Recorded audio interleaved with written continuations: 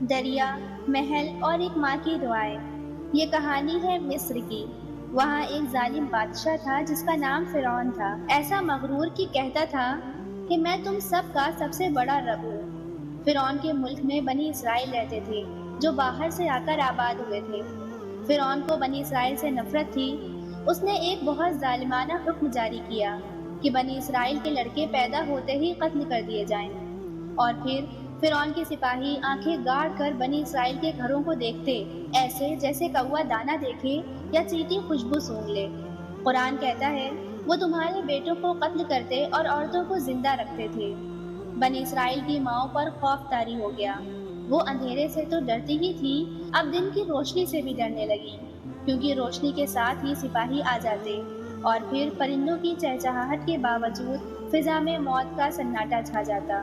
ایسے ہی ڈر اور گھبراہٹ بھرے دنوں میں ایک بنی اسرائیلی کے گھر ایک خوبصورت بچہ پیدا ہوا، بہت ہی خوبصورت، چمکتی آنکھوں والا۔ ماں کی آنکھوں سے خوشی کے آنسو نکلے، لیکن ساتھ ہی دل کانپ اٹھا، کیونکہ یہ بچہ تو بہت جلد چھن جائے گا، کہیں سپاہی پکڑ نہ لیں۔ اسے کیا خبر تھی کہ یہ بچہ کوئی عام بچہ نہیں، یہ تو اللہ کا چنا ہوا بچہ ہے۔ قرآن کہتا ہے میں نے تجھ پر اپنی خاص محبت ڈال دی تاکہ تو میری نگرانی میں پرورش پائے۔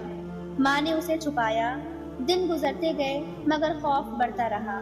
پھر ایک دن اللہ تعالیٰ نے ماں کے دل میں ایک خیال ڈالا، ایک الہام، اور ہم نے موسیٰ علیہ السلام کی ماں کو وحی کی، اسے دودھ پلا، اور جب تجھے اس پر خوف ہو تو اسے دریا میں ڈال دے۔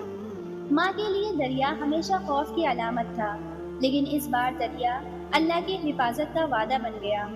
اللہ تعالیٰ نے فرمایا نہ ڈر نہ غم کر، ہم اسے تیرے پاس واپس لائیں گے اور اسے رسول بنائیں گے۔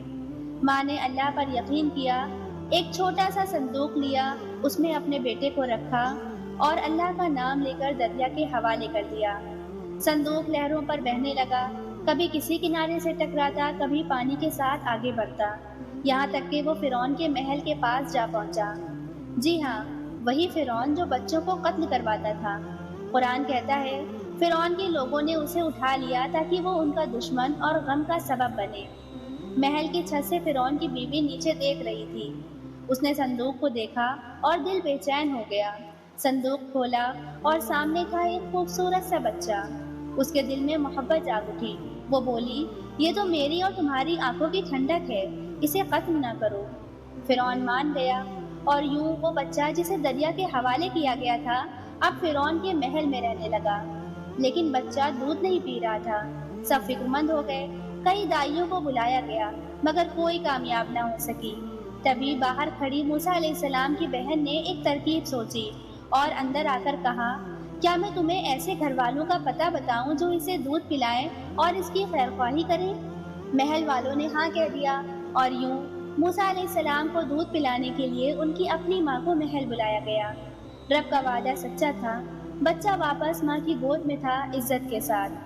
قرآن کہتا ہے ہم نے اسے ماں کی طرف لوٹا دیا تاکہ اس کی آنکھ ٹھنڈی ہو اور وہ غم نہ کرے۔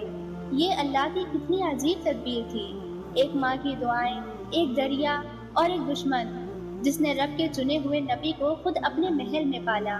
اس کہانی سے ہم یہ سیکھتے ہیں کہ اللہ سب سے بڑا محافظ ہے۔ جب سب راستے بند ہو جائیں تب بھی اللہ کا در کھلا ہوتا ہے۔ حضرت موسیٰ علیہ السلام کی ماں نے صرف اللہ پر یقین کیا اور اللہ نے ان کے بیٹے کو دشمن کے محل میں بھی محفوظ رکھا۔ نمبر 2، ماں کی دعا میں طاقت ہوتی ہے۔